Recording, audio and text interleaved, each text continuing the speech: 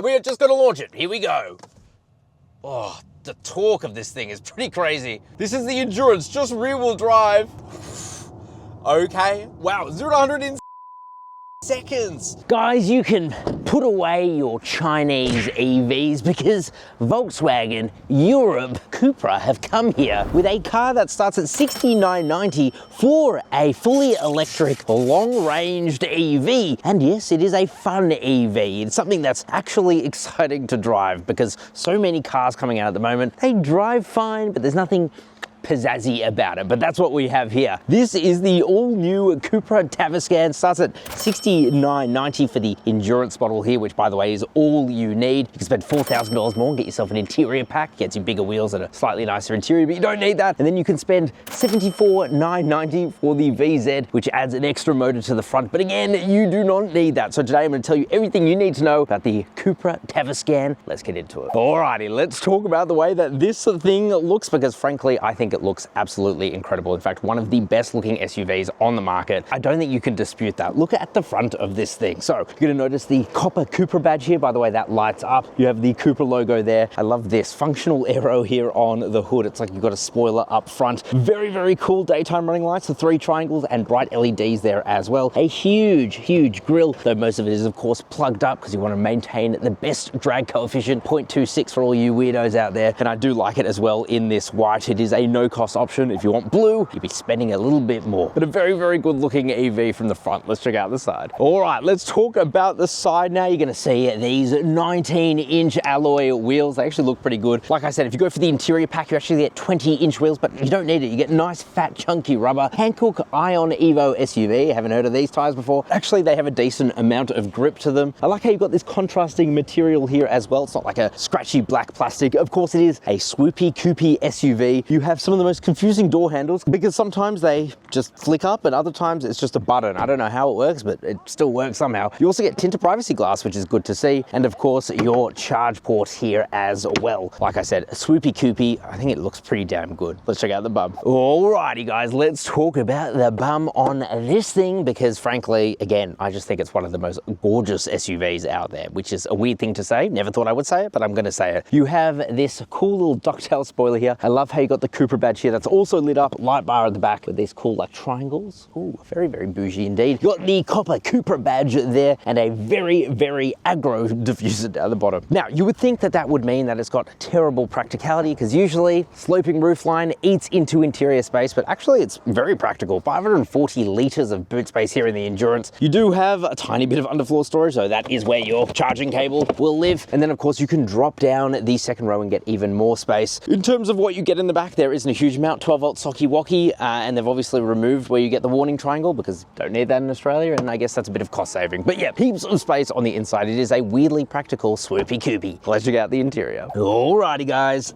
Oh, interior now of the Cupra Tavascan. What is it like? Well, like I said, we're in the base model, so technically this gets the worst interior, but I really like it still. Yes, you miss out on the ambient lighting and the Sennheiser sound system, which actually sounds just okay, if I'm being totally honest with you, but it's still nice and soft touch materials in all of the right places. It's a little bit dark, but you've got this like midnight purple color for your spine. They call it the central spine that runs through the center. It's just a really cool, wowing design. Down to this. So this is your 15-inch infotainment display. It's actually extremely snappy, works really, really well. Wireless Apple CarPlay and wireless Android Auto. Your climate controls are within the display, but thankfully you now get these backlit buttons. Thank you, Volkswagen Group, for rescinding on your sins, because now we can at least see them at nighttime, and your volume control there as well. The steering wheel, it feels really, really nice to hold in the hands, like genuinely good quality. I don't like at all these touch capacitive buttons because I keep knocking them. Every single time I'm hard cornering, I'm constantly changing the volume or I'm pressing a button that tells me that the heads-up display is not available in this car. Just kind of annoying.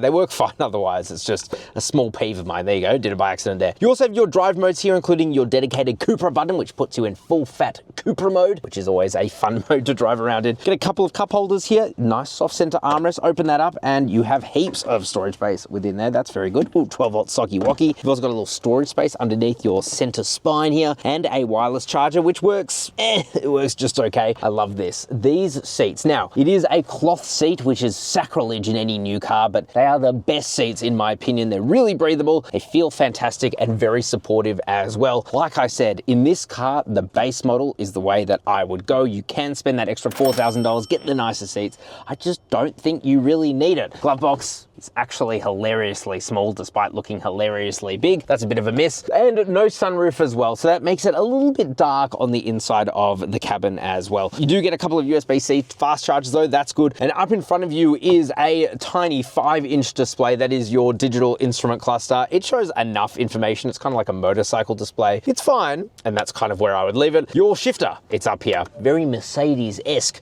but actually it's a very good place to have it. And a lot of new electric Volkswagen products are actually having the shifter up here, and it genuinely works well. Overall, I really like the design. I think they've absolutely nailed it in terms of its looks, and like I said, you don't need all the fruits. I would go for the base model. Stick to as close to 60 grand as you can. Let's check out the back seats. Alrighty guys. Back seats now of the Cupra Tavascan. Is probably the way you say it from the Spanish brand. I'm 5'11", heaps of legroom. Toe room as well is actually very good. Headroom is decent considering the slopey, coupey roofline of this big fat family SUV. Scratchy here, but this is actually all nice and soft, kind of like a wetsuit material. These seats, they feel nice and supportive, and you pull down this, you get a nice soft center armrest with a couple of cup holders and a little one. If you have a pretentious coffee like my friend Adam at Redriven, love you, Adam. You got a couple of USB-C fast chargers there and a third zone of climate control. So yes, even in the POV spec, do you get that? And you get a couple of air vents here too with matte pockets. Overall, it is a very nice cabin. And like I said, base model in this instance, I think is best model, but even the top specs, they feel really plush and premium. But you know what else has lighting in its stores? CarSauce Buy. That's right, we have a dedicated team of car buyers who are out there to get you the best price possible on any new car. We work with thousands of dealers who typically hate us because we make them fight each other to get you the best deal possible. Best of all, we charge them a fixed fee. We don't charge you anything. It's totally free for you, and we will always go in hardest to get you the best price possible. So if you want to buy yourself a Volkswagen ID4 or ID5, because for whatever reason you can't buy Cupra through that, make sure you Google CarSauce Buy and my team will take care of you. Let's see how fast the Cupra Tavascan is. Okay, now it's time to launch the Cupra Tavascan. What are we gonna get? Well, let's put this thing into Cupra mode, and we are just gonna launch it. Here we go. Oh, the torque of this thing is pretty crazy. This is the Endurance, just rear-wheel drive. Okay, let's see what we got. Wow, 0 to 100 in 6.52 seconds. For the base spec, that's very impressive, but let's drive this thing normally. Alrighty guys, driving the Cupra Tavascan. What is it like? Well, I'm gonna be totally honest with you, and this is the whole point of this video. This thing drives like no other car at its price point, at least no other electric vehicle. It is a lot of fun, and I mean a lot of fun. We have seen so many new cars coming out at the moment which don't have this ability to drive just as fun as this. Even something like a BYD Sealion 7, a car I really like, it doesn't drive quite as well as this, and this is the benefit of going for a European car. They simply, in most cases anyway, just do it better. Now, I'm driving the Endurance here. I have been driving the VZ as well, but the thing is, I would 100% go for this Endurance. You put this car into Cupra mode, you put your foot down. Yes, it's got a nice shunt of power because even though it's rear-wheel drive only, it puts out 220 kilowatt of power, 545 Newton meters of torque, and you really feel that torque, especially. If you go for the VZ, that does add an electric motor up at the front axle, but it only bumps up power to 250 kilowatts, and that's because that front motor is more of a, well, it's more of an assistant than anything else. It puts out something like 135 Newton meters on its own, so its Newton meters, its torque actually remains the same. So it's always rear-wheel drive bias no matter which one you go for, and even though technically, yes, that is faster, I reckon around a track, this would be faster, just because it saves a little bit of weight. And it also means that it doesn't understeer like I have found in the top-of-the-range VZ. Yes, that is a lot of fun, but like a lot of all-wheel drive vehicles,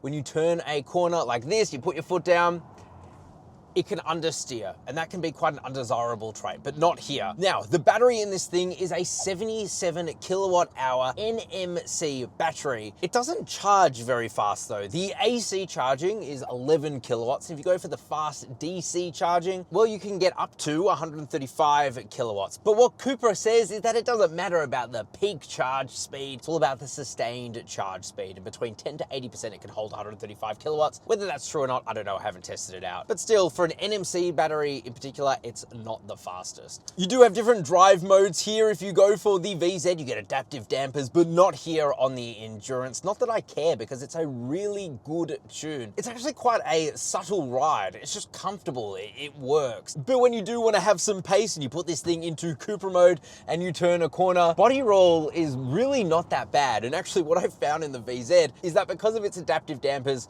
15 stages, may I add, well, when it went into its Cupra level of suspension, it was almost a bit bouncy, whereas this is like the perfect compliance. Steering as well is very nice. It's definitely heavy in Cupra mode, but I quite like it. It gives it quite a connected feel. And this thing still weighs over 2 tons. It is not a light vehicle. So to get a nice weighty steering that also translates into its driving dynamics is no easy feat. And then in terms of range, for this Endurance, you'll get 534 kilometers of range, which is pretty good. I'm definitely not getting that today because I've been driving this thing hard. 20.9 kilowatt hours per 100 kilometers is what we've been getting, driving like absolute idiots, if I'm being totally honest with you, which would only get you about 368 kilometers of range, which it wouldn't be the best, but like I said, we have been driving this thing stupidly. If you actually just drive it around town, even highway use, you will get closer to about 450 kilometers, which is very, very good. The one downside I can really find with this thing is just the way it brakes. I don't know if it's because of the regenerative braking. I don't know if it's because of the drum brakes on the rear axle. Even though it actually stops very well, it's that transition between regenerative braking and actual braking, like that, I don't know, it just doesn't quite work. But that's a small calibration thing. If they can fix that, I genuinely believe this is one of the best driving EVs at its price point. Big claim, but I'm really enjoying the way it drives. And I would 100% go for the Endurance because you get pretty much the same performance, you get better range, and I think better driving dynamics overall, just being rear-wheel drive. So that's a good news story. You don't need to spend more. And with that, let's get into our final thoughts. Alrighty guys, final thoughts now on the Cupra Tavascan. Should you be running out to buy it? Well, honestly, yes, but like I said, be careful. Be careful with what grade you get. Frankly, both are good, but the Endurance, I think the rear-wheel drive is just the better choice. It is significantly cheaper than a VZ, has more range, and honestly, in my opinion, drives a bit better. I also don't think you need the interior package, but according to Cupra, you will be buying it anyway, at least you're more likely to. But let me know what you guys think of the new Cupra Tavascan. Which one are you going for? And are you excited that you can get a relatively affordable family EV that actually doesn't drive? Of course, if you want to buy any new car, I can't buy a Cupra, but pretty much every other new car, make sure you check out CarSauce Buy. My team will, of course, take care of you. Ciao for now.